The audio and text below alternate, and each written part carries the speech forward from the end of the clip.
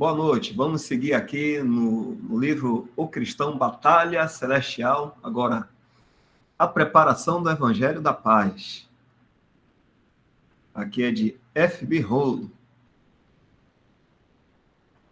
O que a preparação do Evangelho da Paz significa? Não quer dizer que devemos preparar o caminho do Evangelho em um sentido evangelístico. Embora fazer isso é, sem dúvida, muito desejável. Mas que nós mesmos devemos estar sob a preparação a qual o Evangelho da Paz produz. Se nossos pés forem calçados dessa maneira, levaremos a paz do Evangelho a todas as nossas relações com os homens deste mundo e seremos protegidos ao assim fazê-lo.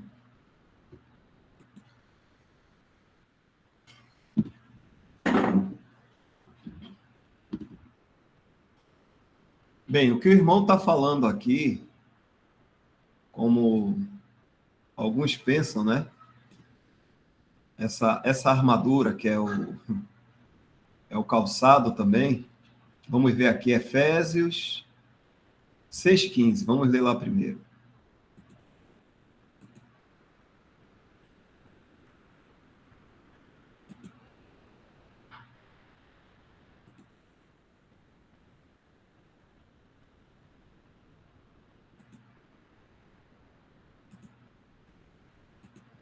E calçados os pés na preparação do Evangelho da Paz.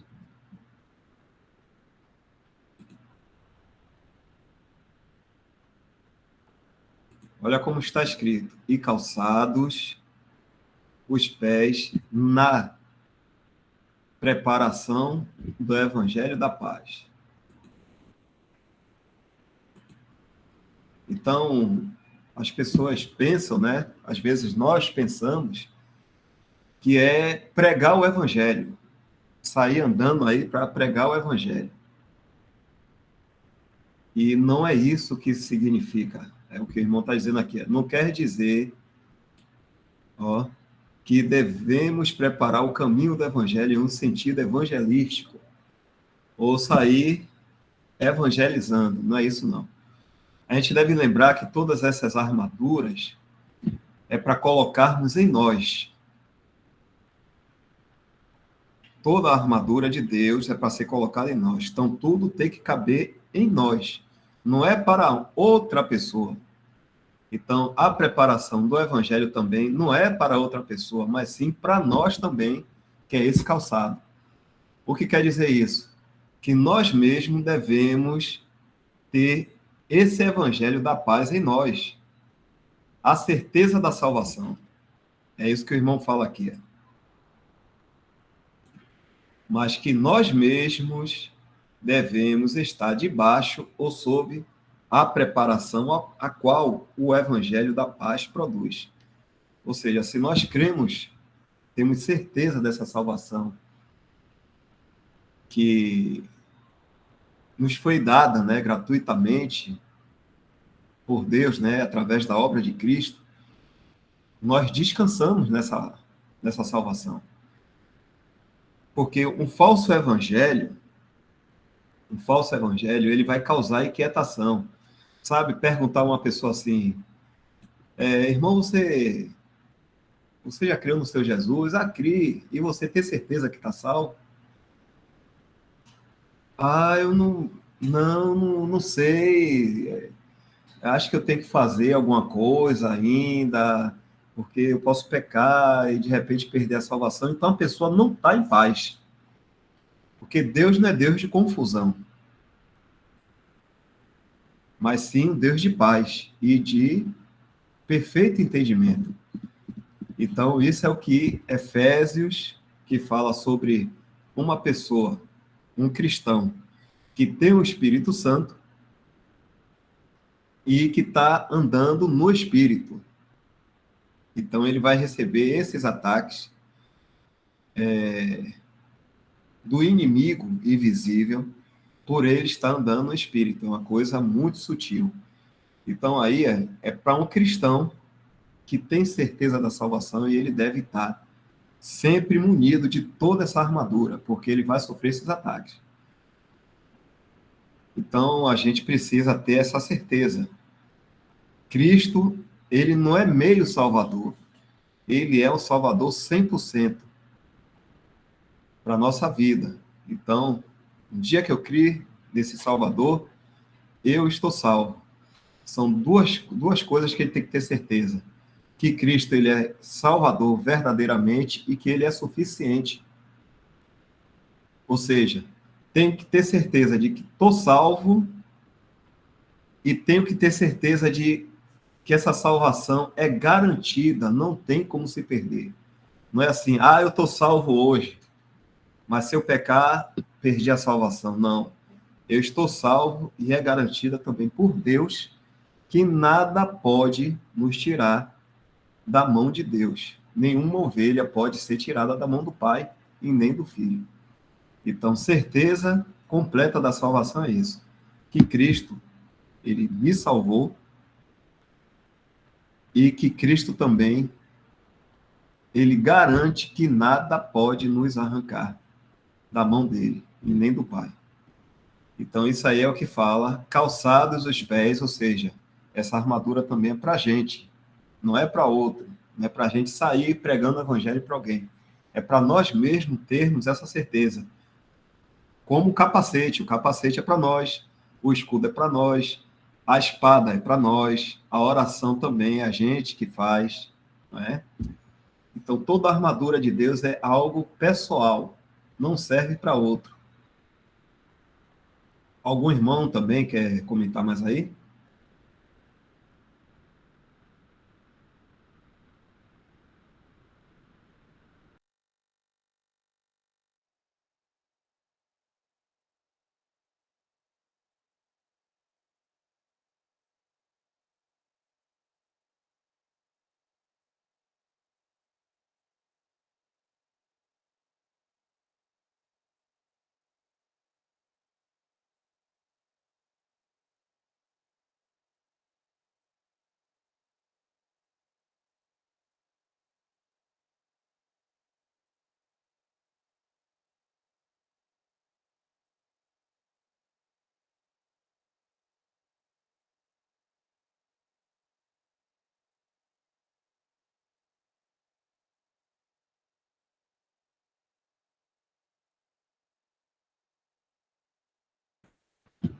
Eu falei essas coisas aqui, mas deram para entender alguns dos irmãos? Se tiveram dúvida disso aí, por favor, falem, viu? Porque o importante é a gente ter um entendimento disso aí, viu?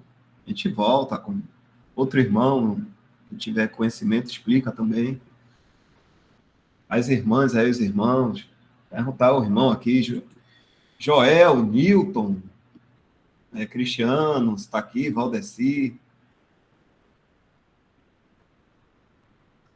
Michele. Se houve alguma dúvida nisso, a gente volta com calma.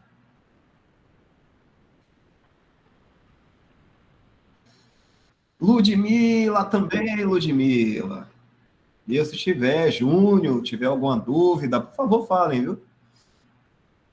É porque isso é realmente confundido quando fala assim, a preparação do evangelho, aí coloca o evangelho, aí todo mundo já pensa assim, é para sair para pregar o evangelho. Não, mas na verdade isso aí é uma armadura que só serve para nós. Então a gente pega esse calçado e coloca nos nossos pés. Não é para a gente levar para outra pessoa colocar, ou servir para outra pessoa. Né? É tipo aquilo que aconteceu com Davi e Saul. Saul deu a armadura dele para Davi, só que Davi era baixinho, né? Era menor. E quando o Davi usou a armadura de Saul para ir combater contra Golias, Davi se sentiu totalmente desconfortável. Ele disse, não, isso aqui não dá para mim, não. Ele foi com aquilo que Deus providenciou para ele, né? Então, é a mesma situação aí. Essa armadura que está falando em Efésios, toda a armadura de Deus, é para cada um de nós colocarmos em nós mesmos. E o calçado também é a mesma coisa. E aí, quando a gente for andando aqui nesse mundo e se encontrar com as pessoas e tiver de falar desse evangelho, nós mesmos já temos essa paz. Daí, então, vai ser transmitida para outros. Porque nós já temos calçados o evangelho da paz, a preparação, já fomos preparados nisso, para passar para outros. Não é assim, eu pegar, botar um monte de folhetos debaixo do braço, botar a Bíblia, chegar, botar uma caixa de som lá e começar a falar do evangelho. Não, não é isso não. Isso é uma armadura. Mais algum irmão gostaria de comentar também? Esperando mais um pouco antes que a gente mude para o outro tópico. Irmão Isaac, Jefferson, quem está aqui mais? Importantíssimo, Dal. Importantíssimo essa armadura, esse que está calçado assim, porque é muito sutil a forma que nossos próprios irmãos vão trazer para nós essa questão do Evangelho. E né, dizendo o quanto a gente precisa se preparar e ser fiel e ser dedicado, e vão falsificar muito a palavra no concernente à salvação, esse evangelho da paz, né, uma vez salvo, salvo para sempre. E eles vão pegar versículos bíblicos, vários versículos, e vão buscar falar de forma eloquente. Então, o Senhor sabia disso, e por isso eu acredito que deixou também já para a gente essa questão da armadura, porque realmente é uma batalha, por que não dizer uma guerra? E é o tempo todo, realmente, nós somos bombardeados o tempo todo, e se não tivermos realmente calçados, realmente com o Evangelho da Paz, podemos facilmente se inclinar ou duvidar de alguma coisa, ou querer dar mais atenção ao ouvido para aquele pregador eloquente. Então, graças a Deus, né, por sua sabedoria, por ter deixado escrito isso, para que a gente realmente entendesse a importância do Evangelho da Paz. Porque certamente acontece também com os irmãos, hora ou outra eu passo por isso, conversando com uma pessoa, com outra, com um familiar, e vão pegar vários versículos, até o da eleição, eles costumam pegar até versículos que está muito claro ali, falando sobre eleição, sobre predestinação, e ao mesmo tempo que eles vão pegando os versículos certos, a salvação de pela graça, Efésios e tal, mas daqui a pouco eles vão buscar outro meio, mas aí depois você precisa ser fiel, aí depois você foi elegido nele e tal, mas você precisa ser fiel, mas você precisa se preparar para a vinda do Senhor. Mas isso, o que tem a ver com a vida eterna, irmão, com a salvação? Tem tudo a ver. Ele elegeu, mas você precisa se preparar. Não, a gente tenta, não, você não está entendendo, você está confundindo posição, estado, você está confundindo galardão, recompensas com a vida eterna, mas aí não tem jeito, eles vão buscando outra forma e vão escorregando, porque é o orgulho, né? É o homem querendo sempre dizer que ele é alguma coisa, que ele é capaz de alguma coisa, principalmente da salvação, que é possível, mesmo ele sendo elegido, mesmo, mas ele precisa fazer a parte dele para poder herdar essa vida eterna. Então isso é muito sutil, é astuto, as ciladas do diabo, e vai trazer isso o tempo todo, e é muito importante a gente estar calçado, com esse evangelho da paz, com essa armadura, estando firme no nosso coração, para não deixar ser levado, né, por esses ventos aí de vãs doutrinas, e também estar apto, né? Usando a espada, né, que está escrito aí também, a espada do Espírito, né, que é a própria palavra de Deus, para poder vencer, né, esses dardos inflamados aí do maligno.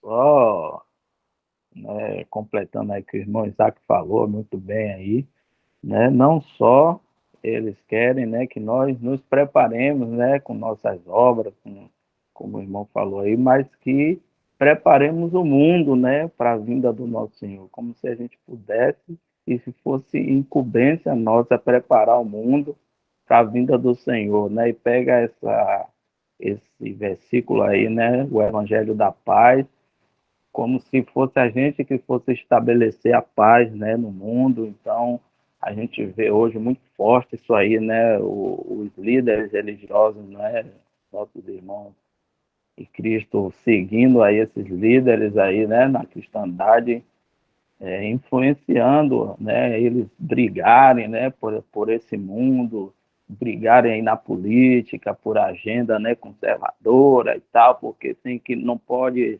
deixar que aconteça as coisas, tem que barrar, porque se os evangélicos, né, como dizem, né, não brigar, aí a maldade vai avançar. Então, tudo isso está dentro desse contexto aí, né, esse contexto, e a gente sabe que pela palavra o Senhor ele não nos incumbiu, né, de consertar o mundo. O evangelho é um evangelho de resgate, de salvação.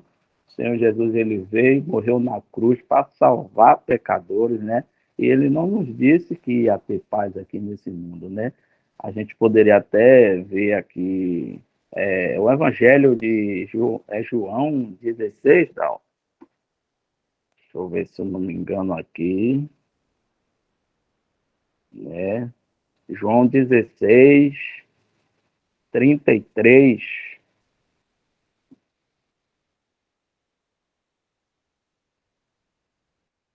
tem três, né? O nosso Senhor Jesus, né? Tenho-vos dito isto, para que em mim tenhais paz. No mundo tereis aflições. Então, o Senhor é bem claro em dizer isso, né? Mas tem de bom ânimo, eu venci o mundo. Então, como o irmão Dal falou, né?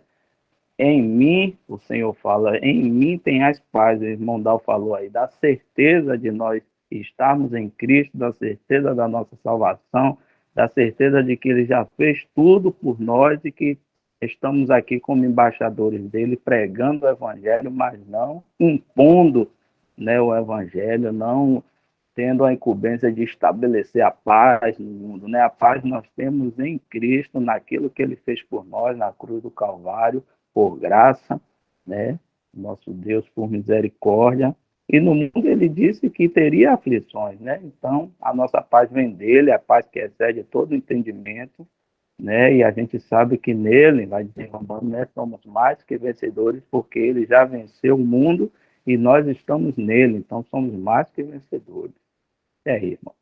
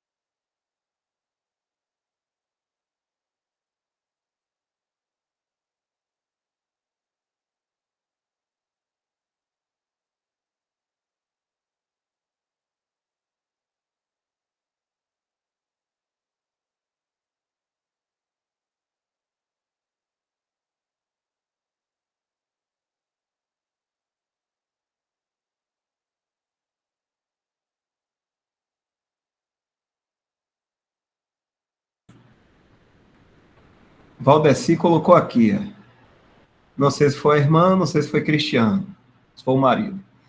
Nessa passagem de Efésios, mandavam a gente marchar para a batalha espiritual. A Isaac aí marchou muito, aí não foi, Isaac? Muito. Hein? Isaac sabe o que é marchar. Ai, ai. Mas é isso. Graças a Deus estamos tendo compreensão das coisas, porque o erro, o engano, ele é sutil. Parece, mas não é. Parece que é até interessante, mas não é. Quando a gente pega realmente, de acordo com a sabedoria de Deus, a gente vê que não é aquilo que estão se falando aí, né?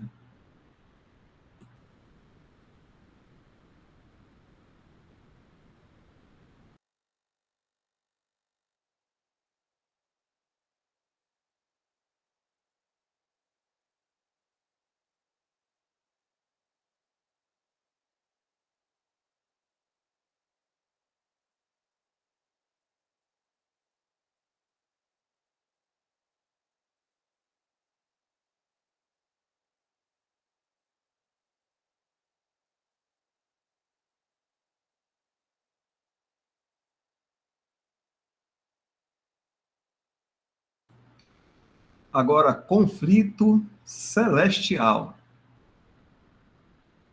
Leia Josué, capítulo 5, de 13 a 15, e Josué, capítulo 6, de 1 a 16. Vamos ler? O que é que os irmãos acham aí? Vamos ler, né?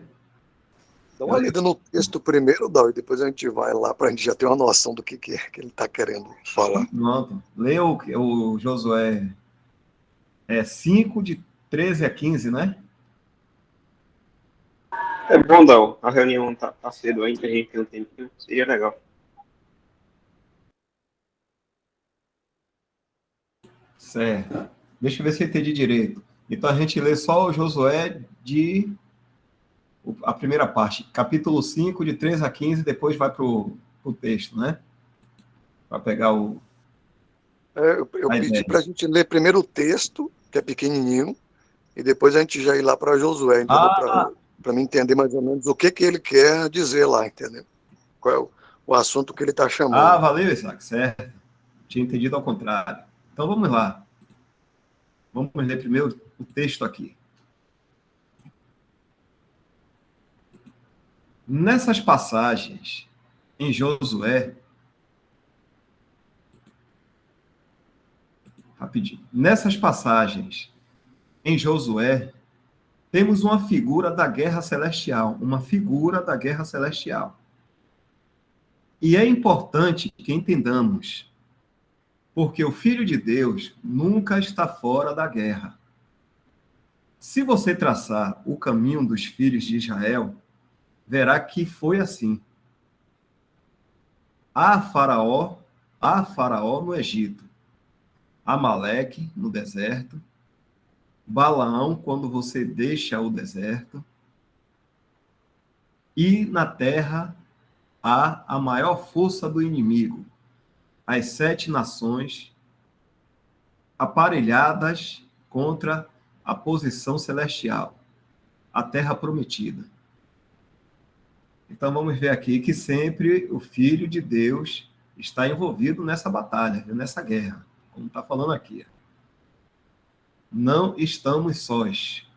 Tem até o hino assim, né? Não estamos sós. Vamos ler agora Josué, o capítulo 5, versículos de 13 a 15.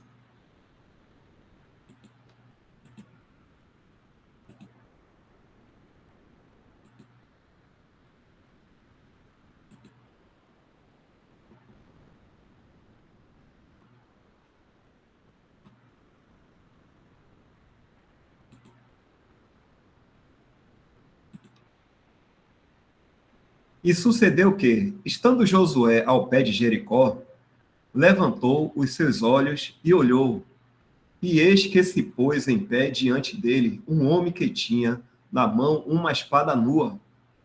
E chegou-se Josué a ele, e disse-lhe: És tu dos nossos, ou dos nossos inimigos? E disse ele: Não, mas venho agora como príncipe do exército do Senhor. Então Josué se prostrou sobre o seu rosto na terra, e o adorou, e disse: Que diz meu senhor ao seu servo? Então disse o príncipe do exército do Senhor a Josué: Descalça os sapatos de teus pés, porque o lugar em que estás é santo. E fez Josué assim.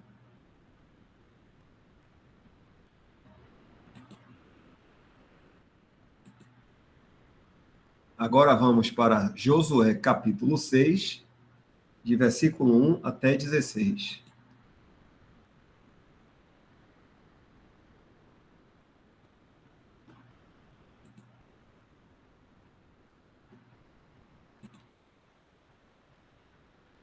Ora, Jericó cerrou-se e estava cerrada por causa dos filhos de Israel.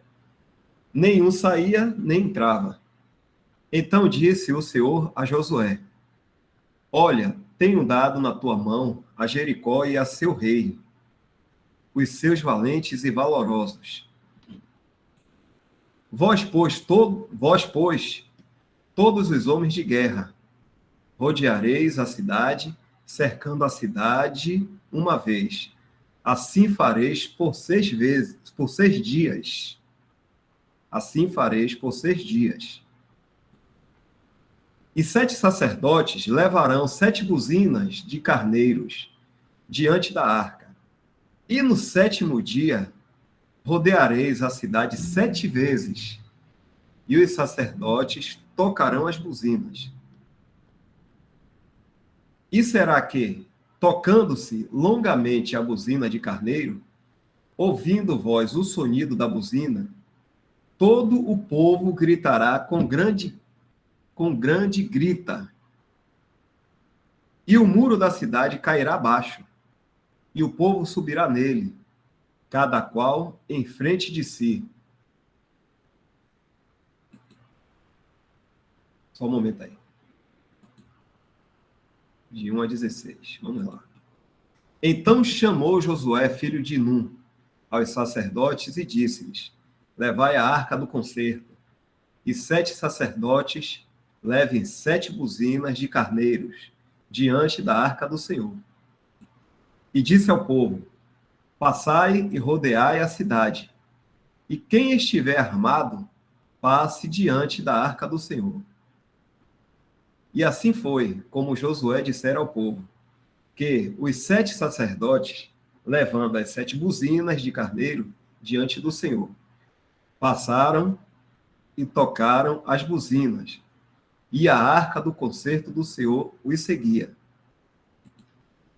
E os armados iam adiante dos sacerdotes, que tocavam as buzinas, e a retaguarda seguia após a arca, andando e tocando as buzinas. Porém, ao povo Josué tinha dado ordem, dizendo: Não gritareis, nem fareis ouvir a vossa voz, nem sairá palavra alguma da vossa boca, até o dia que eu vos diga: gritai, então gritareis. E fez a arca do Senhor rodear a cidade, rodeando-a uma vez, e vieram ao arraial, e passaram a noite no arraial. Depois Josué se levantou de madrugada, e os sacerdotes levaram a arca do Senhor.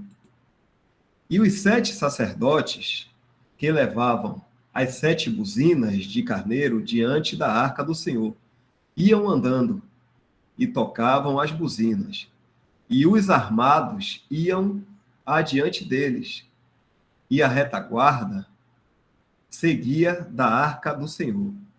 Os sacerdotes iam andando e tocando as buzinas.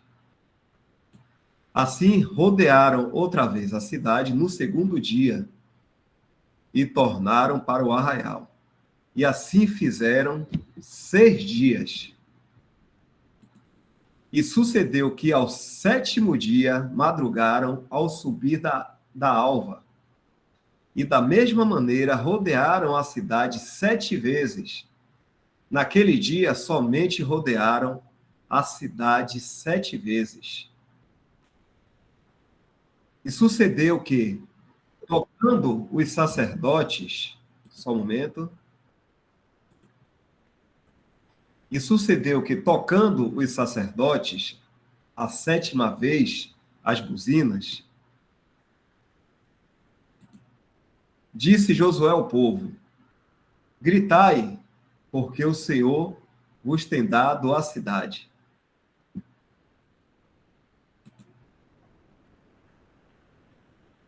Então, Josué, capítulo 6, de 1 até 16, até aqui.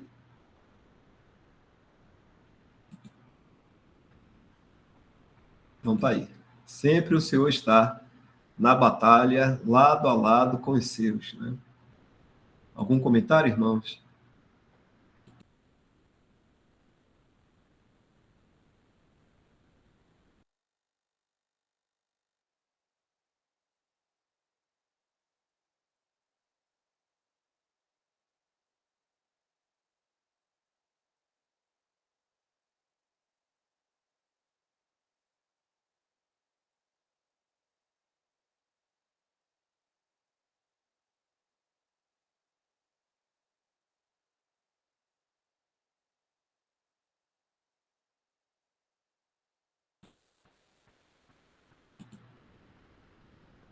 Conflito no deserto.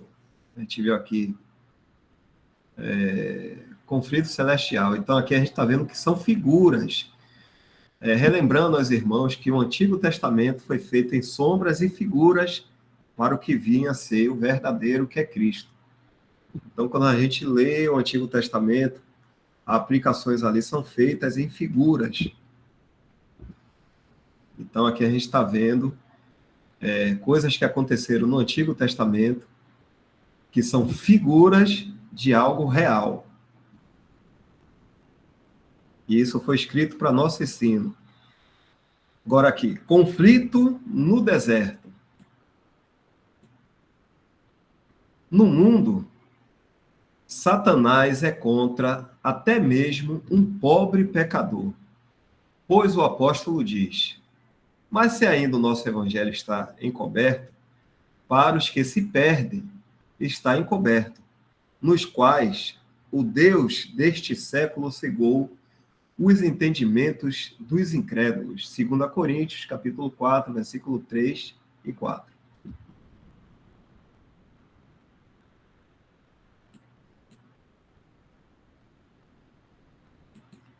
Depois que Faraó é vencido, você entra no deserto e encontra Mara, que significa águas amargas. Você bebe a morte, mas é sustentado por Cristo naquele lugar. E então, Amaleque sai para lutar, para intimidar, para contestar o fato de que você está tomando esta posição. Aqui você encontrará 2 coisas. Uma, a intercessão de Cristo para apoiá-lo. E a outra, você expõe a luta. Josué escolheu os homens e saiu para lutar contra Amaleque. E, entretanto, a intercessão foi a verdadeira ajuda.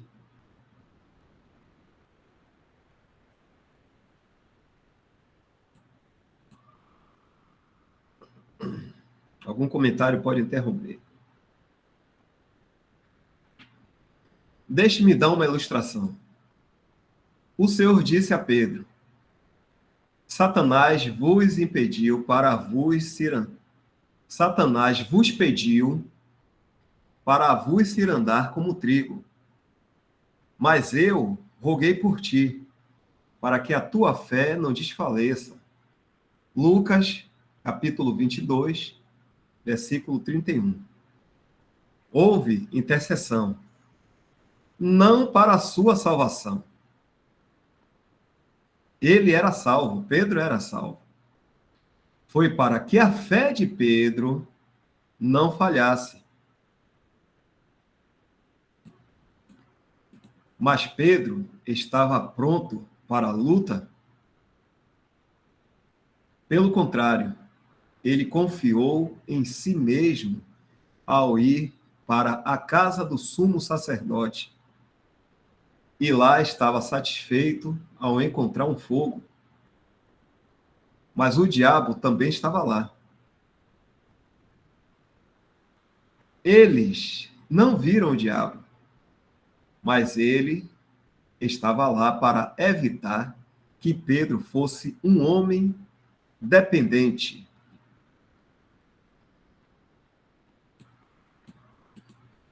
Essa era a batalha celestial. Satanás busca por todas essas armadilhas para nos manter longe do lugar de dependência. Dependência aqui é dependência de Deus, que é necessário quando estamos no deserto.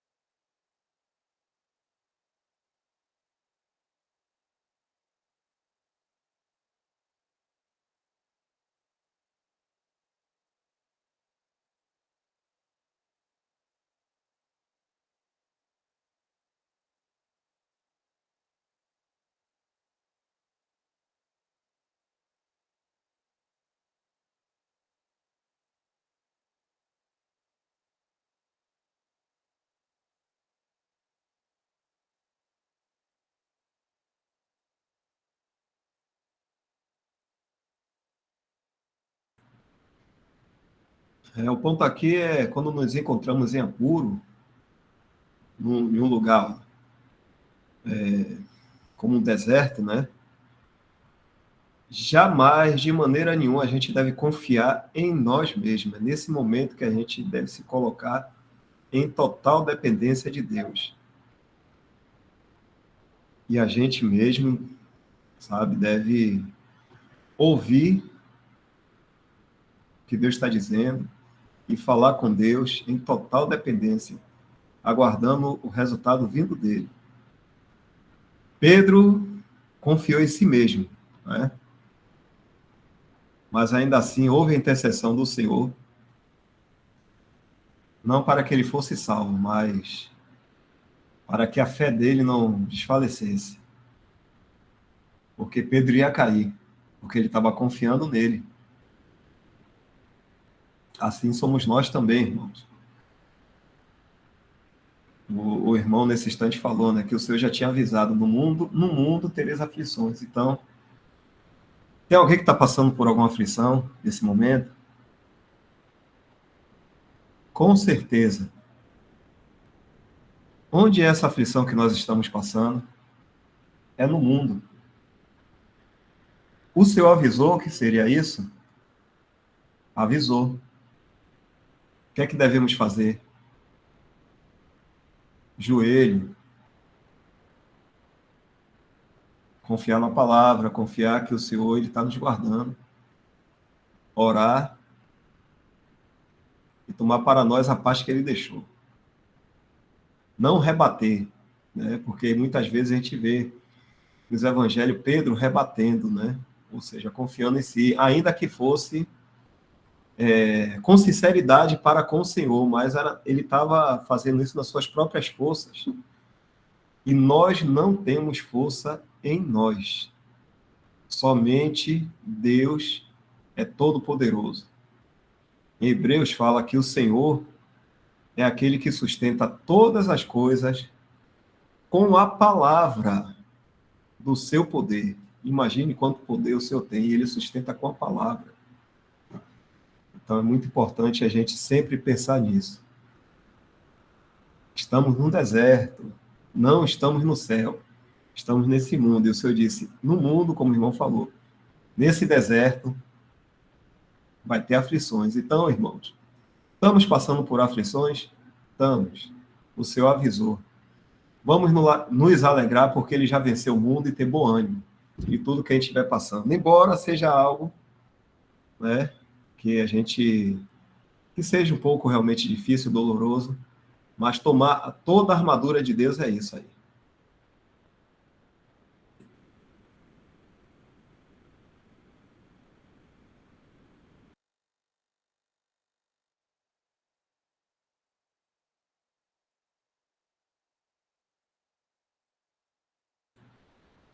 Isso é porque se a gente não confia realmente no Senhor, a gente acha que a nossa própria força vai dar resultado, ou os irmãos vão resolver, a gente está abrindo brecha aí para o inimigo lançar algum dardo inflamável. E com certeza vai tocar em nós. A gente vai ser atingido porque tem uma parte aí que tá descoberta em nós, né? Nessa batalha.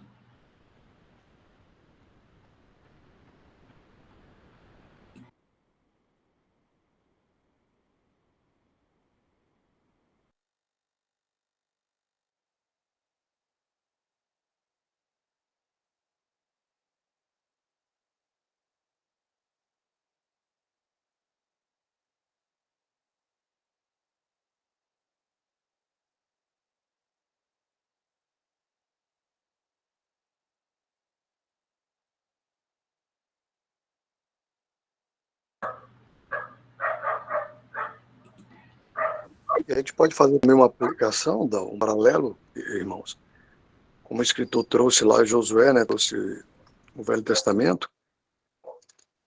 A gente se recorda, né, que quando Israel estava no Egito, estava na escravidão, mas eles não tinham guerra.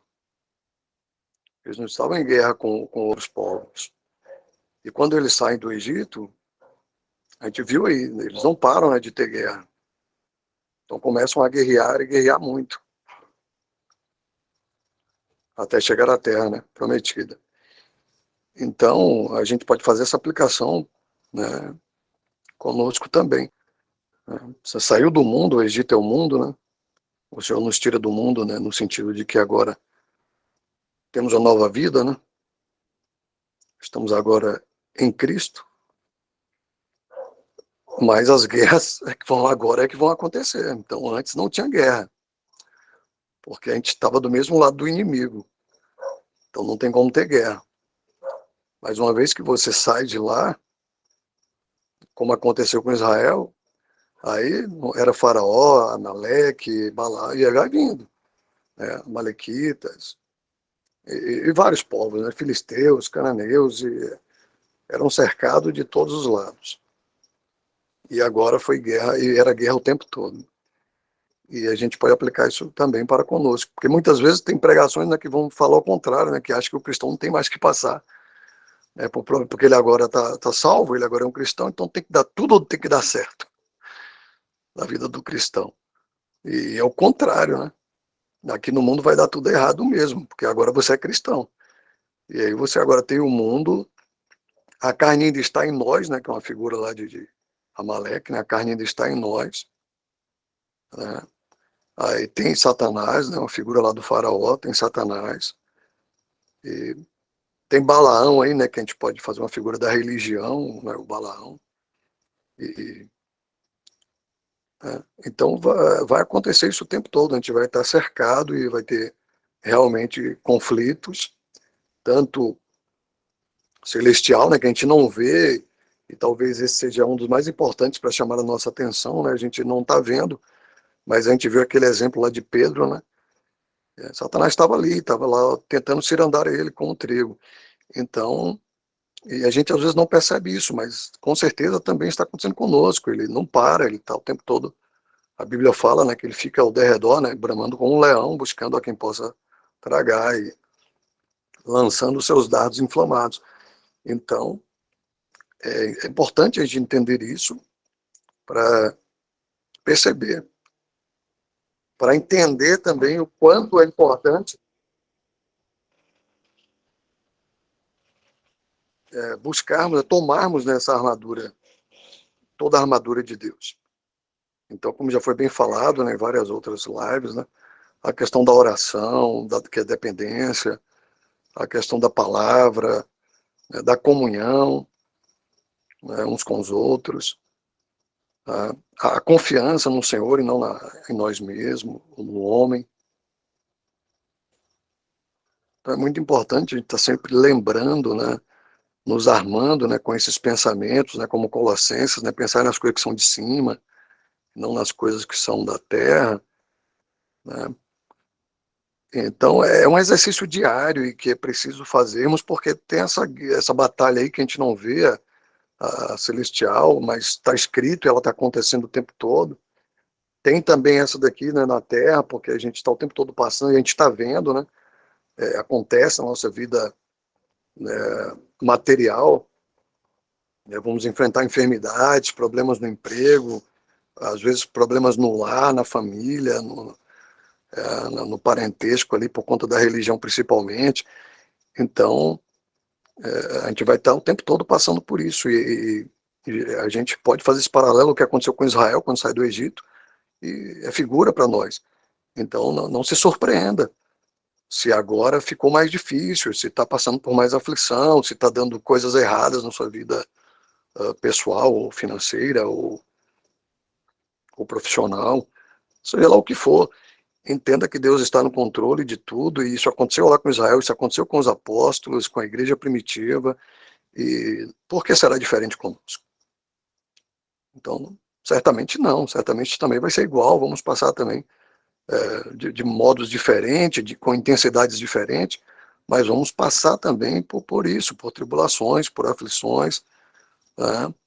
E por isso que o Senhor vai nos chamar a atenção para ter ânimo, porque a gente corre o risco de desanimar, se não tiver fundamentado realmente na verdade, e se armando com os pensamentos corretos e com a espada do Espírito, que é a palavra, a gente corre o risco de desanimar, de se entristecer, e o entristecimento da forma incorreta.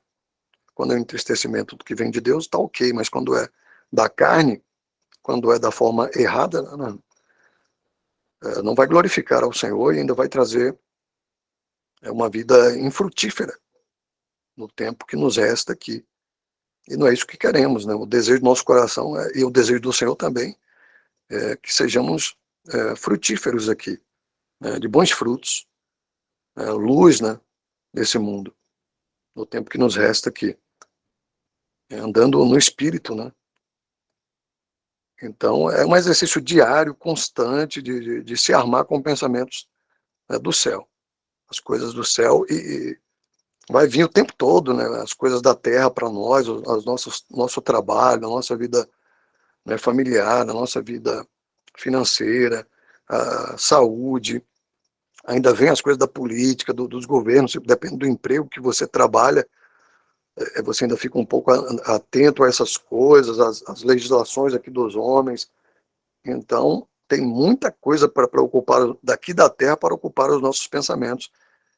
Então, requer de nós esse entendimento e a busca diária, essa disciplina, né, disciplina cristã, de estar ocupando os nossos pensamentos com as coisas de cima, né, com as coisas do céu, e menos, né, é impossível a gente não pensar nas coisas aqui da Terra, mas o que eu acredito que a palavra está chamando a atenção ali é para que a gente não coloque muito no nosso coração nisso e deposite a nossa confiança, a nossa esperança nas coisas aqui passageiras. E sim que a nossa esperança, a nossa confiança, os nossos pensamentos estejam muito mais voltados para as coisas celestiais, para onde nós vamos, né, para o nosso lugar que o Senhor preparou, né, para nós.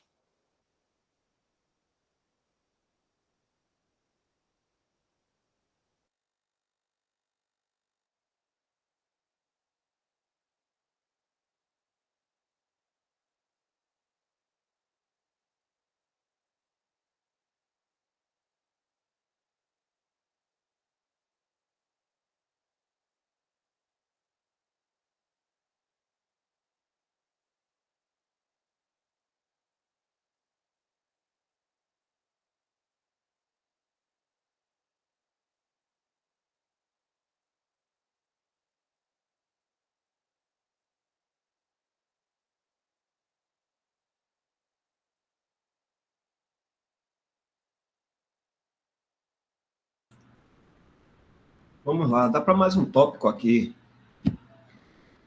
Conflito fora da terra. A gente já viu aqui. Conflito no deserto. Agora, conflito fora da terra. Agora, vá para Números 21. Lá está o povo fora do deserto. Você encontra um grande número de crentes agora, realmente firmados na graça, sabendo o que Deus fez por eles e neles, tendo a vida em Cristo e o Espírito Santo habitando neles, como em João 3 e 4.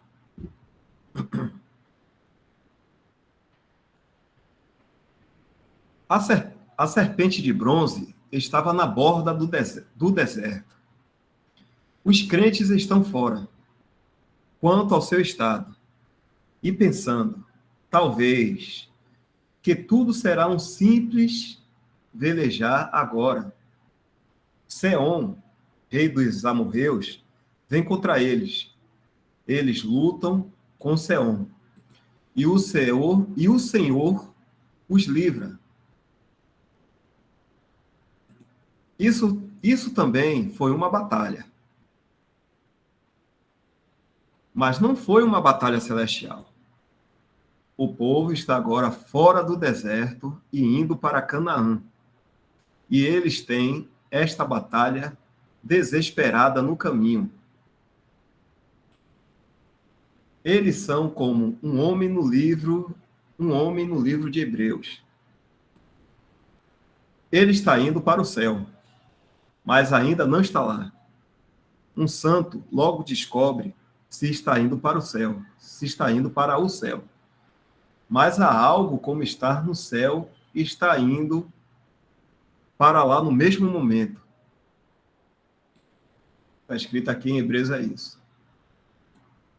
Ainda não resististes até ao sangue, combatendo contra o pecado. Hebreus 12, 4. Isso fala de morte, de martírio, e sem dúvida muitos homens devotos de Deus têm tido suas batalhas neste lado do Jordão. Eles sofrem muito, porém, buscam uma posição religiosa aqui onde estão, assim como as 2,5 tribos, que escolheram um lugar para se estabelecer antes de cruzarem o Jordão.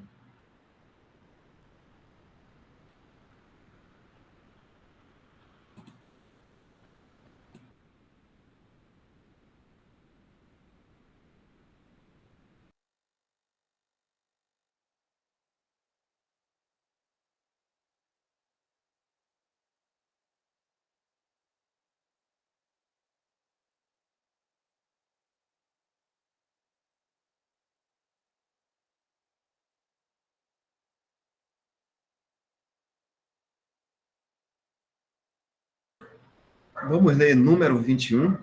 Números 21.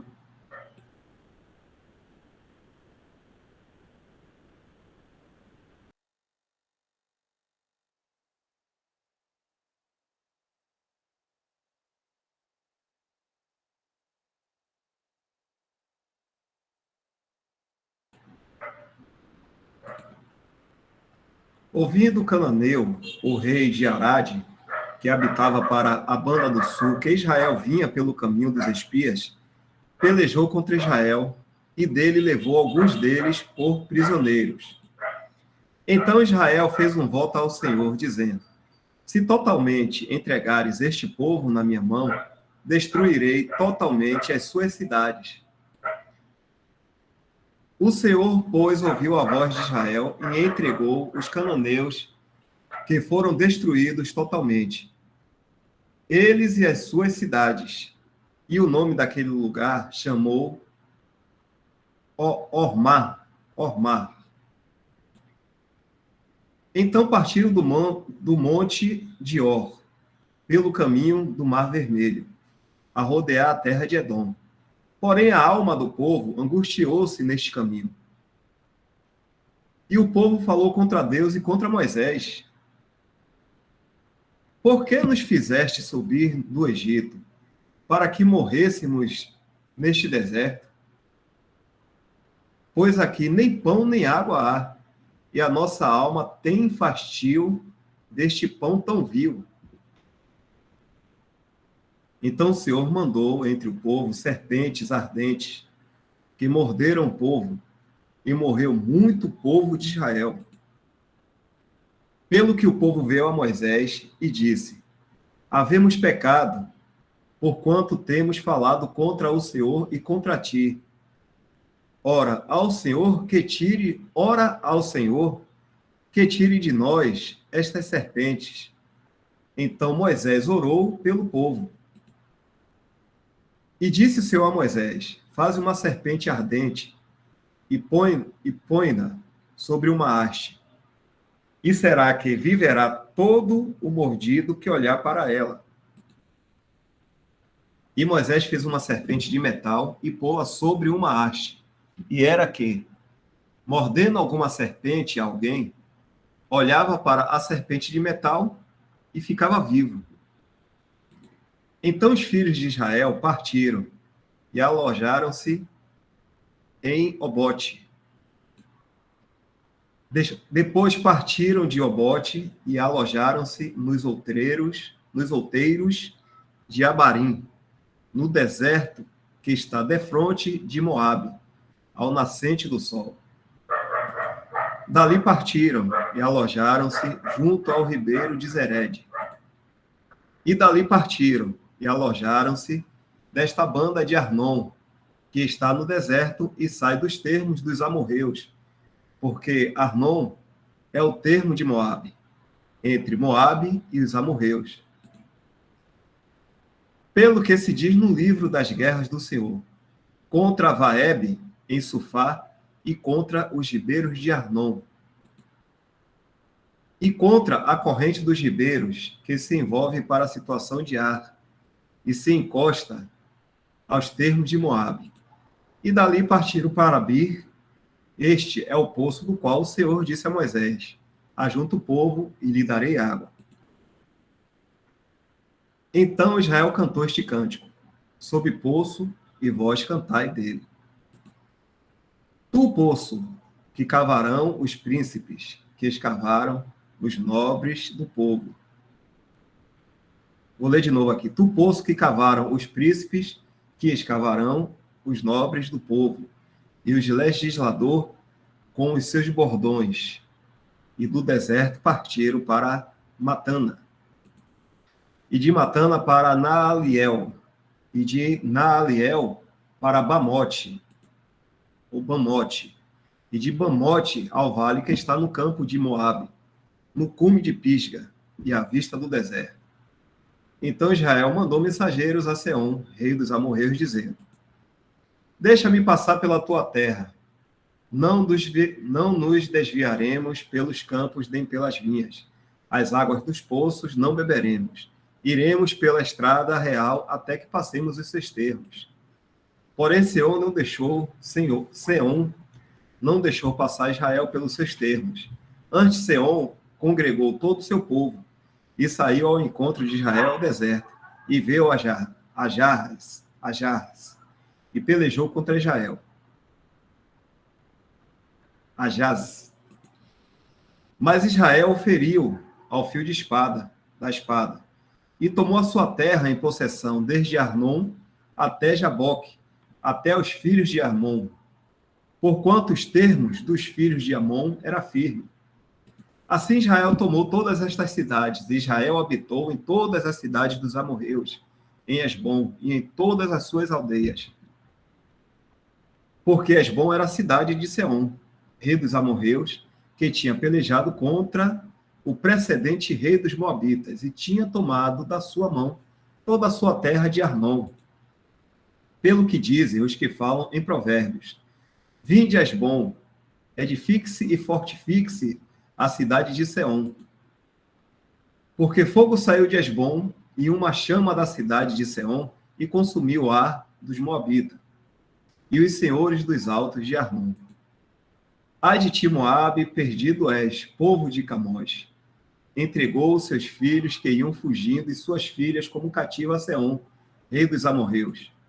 A nós os derribamos, e nós os derribamos. És bom, perdida, é até de bom, e os assolamos até Nofá, que se estende até Medeba. Assim Israel habitou na terra dos amorreus.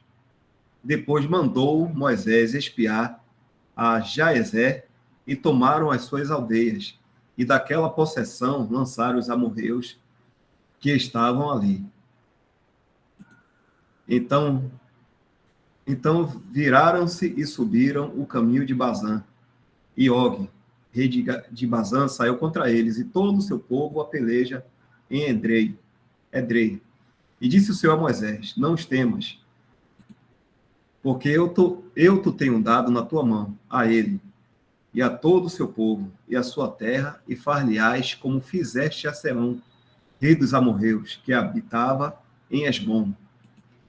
E de tal maneira o feriram a ele e a seus filhos, e a todo o seu povo, que nenhum deles escapou, e tomaram a sua terra em possessão.